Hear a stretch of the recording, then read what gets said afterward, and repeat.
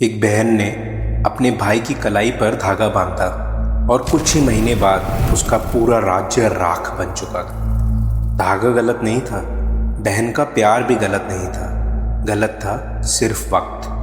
क्योंकि ये धागा जो आप हर साल कलाई पर बांधते हैं, इसे किसी बहन ने शुरू नहीं किया था। पहली राखी एक पत्नी ने बांधी थी अपने पति के कलाई पर युद्ध से पहले। दूसरी एक देवी ने बांधी थी एक राक्षस राजा की कलाई पर। और तीसरी एक बहन ने बांधी थी गलत घड़ी में। उस तीसरी राखी के बाद लंका जल गई। इसलिए आज भी घर में कोई कहता है अभी रुको, भद्रा चल रही है। आज हम जानेंगे वो क्यों कहते हैं। आसमान फटा हुआ था, देवता गिर रहे थे और स्वर्ग का राजा इंद्र हार मान चुका था। सब खत्म हो गया। कल सूरज निकलेगा पर स्वर्ग हमारा नहीं होगा। उसने अपना वज्र रख दिया और चुपचाप बैठ गया। पर उसी महल में एक और शख्स खड़ा था जो हारा नहीं था। उसका नाम था शची, इंद्र की पत्नी। वो गुरु बृहस्पति के पास गई और सिर्फ एक सवाल पूछा, कोई तो चीज होगी जो हथियार से भी बड़ी हो। गुरु ने कहा है, पर वो हथियार नहीं है, वो एक धागा था। शची पूरी रात बैठी रही, उस धागे पर मंत्र पढ़ती रही। उसमें सोना नहीं था, कोई मोती भी नहीं जड़ा हुआ था। उसमें सिर्फ मंत्र थे और एक औरत की जिद। श्रावण की पूर्णिमा थी, पूरा चांद। उसने वो धागा इंद्र की कलाई पर बांध दिया। अब जाओ और हारकर मत लौटना। उस दिन के बाद इंद्र ने वो युद्ध जीत लिया। इसे कहते हैं रक्षा सूत्र, रक्षा का धागा। पर दो बातें याद रखिएगा, आगे काम आएंगी। पहली, बांधा पत्नी ने, पहना पति ने। इसमें भाई बहन कहीं नहीं थे। और दूसरी, शची ने घड़ी खुद चुनी थी, श्रावण पूर्णिमा यानी शुभ घड़ी। अब दूसरी राखी। और ये कहानी और भी अजीब है। वैकुंठ में लक्ष्मी जी अकेले बैठी थी। विष्णु जी महीनों से घर नहीं लौटे थे। वो कहाँ थे? पाताल में, सुतल लोक में। एक राजा के दरवाजे पर पहरा दे रहे थे। भगवान एक राक्षस के द्वारपाल बने खड़े थे। वजह वामन अवतार। राजा बलि ने 3 पग जमीन दान में दे दी थी और अपना सब कुछ गवा दिया था। पर उसने दान से मुंह कभी नहीं मोड़ा, एक बार भी नहीं। विष्णु जी इतने खुश हुए कि उन्होंने बलि को वरदान दिया कि मांगो जो मांगना है। बलि ने कहा, राज्य नहीं, स्वर्ग नहीं। मुझे कुछ नहीं चाहिए प्रभु, बस आप मेरे दरवाजे पर खड़े रहिए। तुमने वही मांग लिया जो मैं मना नहीं कर सकता। और विष्णु जी मना नहीं कर पाए। लक्ष्मी जी को जब पता चला, वो नारद जी के पास गई। नारद जी ने सिर्फ एक बात कही, धागा ले जाइए। लक्ष्मी जी सुतल पहुंची, पर देवी बनकर नहीं, एक गरीब औरत बनकर, फटे कपड़े, रोती हुई।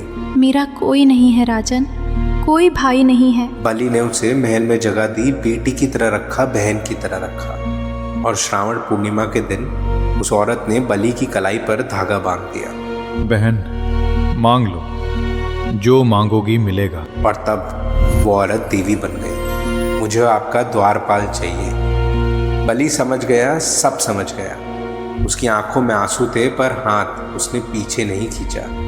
जिसने कलाई पर धागा बांध दिया, उसे ना कैसे कहूँ। उस दिन राजा बलि ने अपना भगवान दान कर दिया। अब बात करते हैं तीसरी राखी की। और यही वो राखी है जिसकी वजह से आपका घर आज भी घड़ी देखता है। लंका। एक औरत भागती हुई दरबार में घुसी। उसका चेहरा लहूलुहान था। वो थी शूर्पणखा, जिसे आप सब जानते हैं, रावण की बहन। देख ले भाई, ये मेरा चेहरा नहीं, ये तेरी इज्जत कटी है। रावण उठ खड़ा हुआ। उसने रथ तैयार करवाया और जाते जाते बहन ने भाई की कलाई पकड़ ली। उसने एक धागा निकाला और बांध दिया। लौट कर आना, तू बदला लेकर आना। जो कलाई पर बंध गया वो वचन बन गया। पर उस वक्त आसमान में एक साया चल रहा था, भद्रा, शनि की बहन, जिसका स्वभाव ही है निगल जाना। परंपरा कहती है भद्रा में जो काम शुरू होता है वो शुरू करने वाले पर ही लौट आता है। रावण बंध गया अपनी बहन के बदले में, गलत घड़ी पर। अब समझिए वो बात जो कोई नहीं बताता। रक्षाबंधन में असली शब्द रक्षा नहीं है, असली शब्द है बंधन। ये धागा उसकी रक्षा ही नहीं करता जो इसे पहनता है, बल्कि ये धागा उसे बांध भी देता है। बलि बंदा और उसने अपना भगवान खो दिया, रावण बंदा और उसने अपनी लंका खो दी। इसलिए घड़ी देखी जाती है, क्योंकि जिस घड़ी में आप बांधेंगे उसी घड़ी से आप बंध जाएंगे। आपकी दादी को कुछ याद हो ना हो, पर यह बात ज़रूर याद है। अब एक और बात जो इसी हफ्ते की है, याद है वो राजा बलि जिसने अपना भगवान दान कर दिया था? उसे पाताल भेज दिया गया था, पर एक शर्त पर। साल में एक दिन वो अपने लोगों से मिलने घर आ सकता है। वो दिन आज भी मनाया जाता है। केरल में नाम है ओणम। केरल का सबसे बड़ा त्यौहार।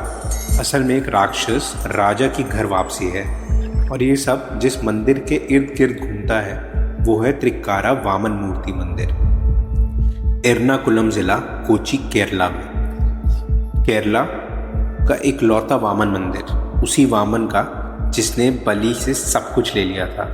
ओणम पर हर मलयाली घर में फूलों की रंगोली बनाता है, फुक्कलम कहते हैं, और उसके ठीक बीच में एक मिट्टी की आकृति रखी जाती है, त्रिक्कारा उप्पन, वही वामन।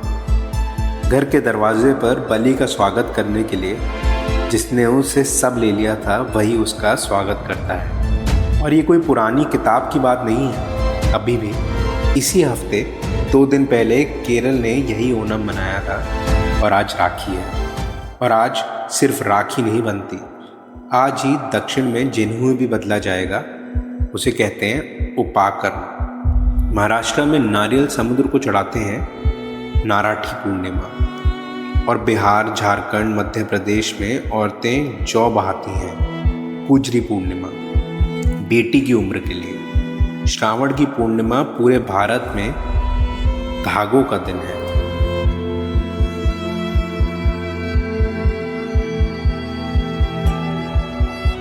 अगर ये किस्सा दिल तक पहुंचा तो लाइक ज़रूर कीजिएगा और सब्सक्राइब कर लीजिए।